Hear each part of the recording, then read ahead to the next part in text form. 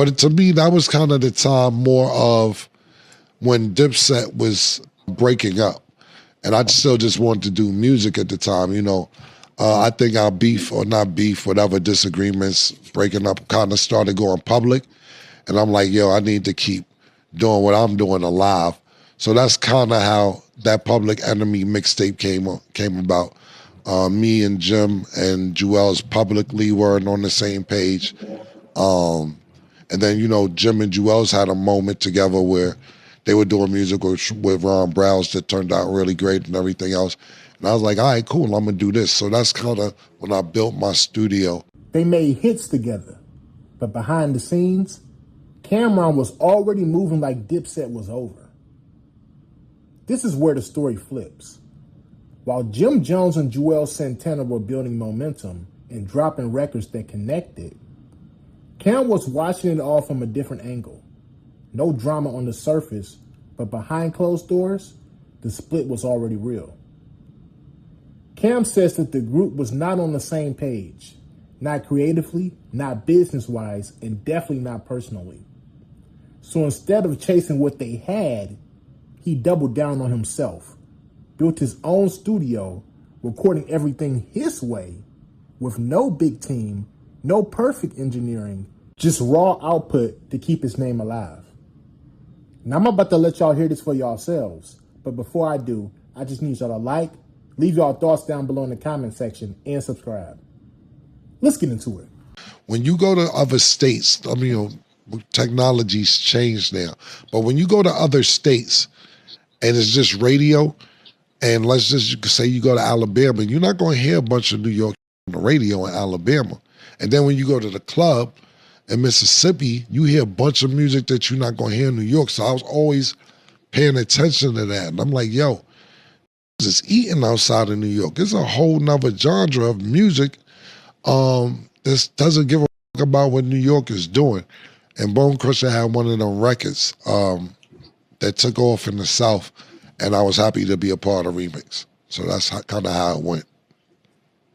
Yeah, it was you and Jadakiss and Busta Rhymes on there.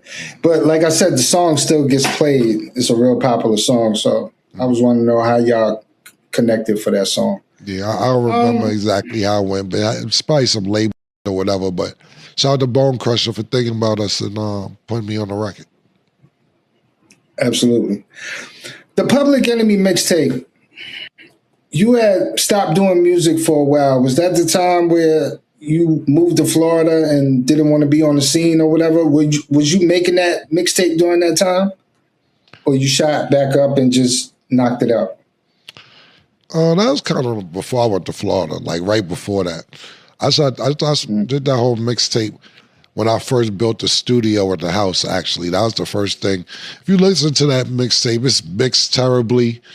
Songs are all over the place, the EQ. Shout out to my Will, Now What?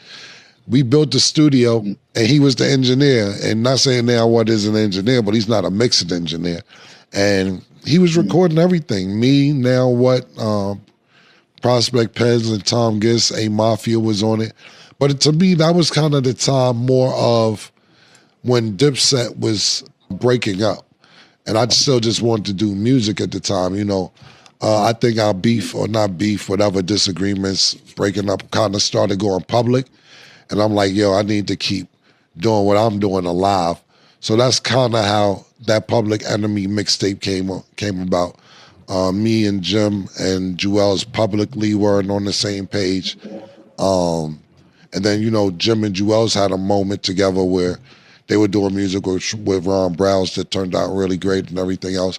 And I was like, all right, cool, I'm gonna do this. So that's kind of when I built my studio, and Will engineered the whole mixtape. And that's why when people love that mixtape, but if you listen to the levels, they kind of all over the place. But Will, you did better than I could have did. So shout out to Will, and I appreciate him and Prospect Pens and Tom Giss, A Mafia, Duke the God. We put together a real good mixtape. But that was before all that happened when I moved to Florida. It was when I first built my studio in New Jersey. Oh, okay. What stood out? I think soon as I heard that mixtape, The Roaches and the Chicken, I said, nah, this kid was crazy. Right? gotta hear the music after this. Like, I think it was like a double CD, right? Yeah, like a double. Yeah, we was knocking a bunch of songs out, but I know you took the skit on there was hilarious, man. Yeah. Roaches and the chicken. Yeah, out of the core members, the four of y'all, what's your favorite song from each one? It don't have to be you on it. Or, like when you think of their music, what's the first song that like your favorite song? Like give me your favorite Zeke song. My favorite Zeke song is Daddy's Back, Pause. Yeah, that's probably my favorite Zeke song. My favorite Jim song is probably This Is Jim Jones.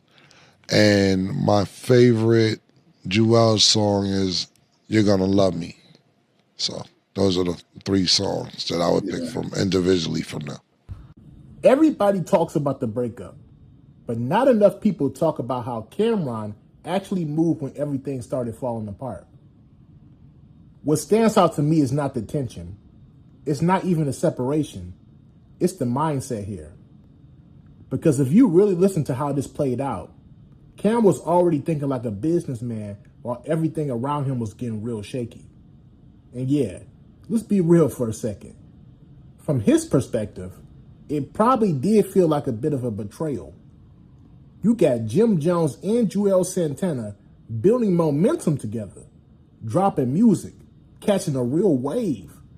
And if you are Cameron in that situation, the guy who helped build the foundation, it's easy to look at that and feel like people are moving against you. Now, whether that was actually the case or not is still up for debate. That's where fans get it twisted, because perception and reality are not always the same thing. But emotions are real. And in moments like that, perception becomes everything. What I respect is how Cam handled it, though. He didn't crash out. He didn't spend all his energy trying to tear them down. He stayed focused on control, focused on ownership, and focused on output. That's a different type of discipline that a lot of artists never figure out. And here's a business fact that a lot of people don't talk about enough. Artists who own their recording process and release strategy can keep a much higher percentage of their revenue compared to traditional label splits. Now that right there explains everything about why Cameron moved the way he did.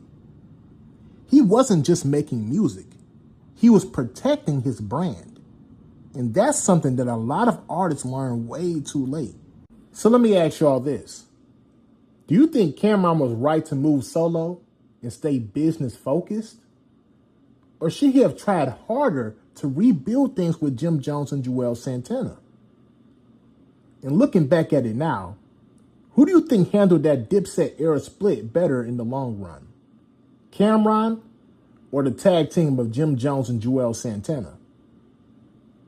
Let me know your thoughts down below in the comment section, and make sure you like and subscribe. Peace.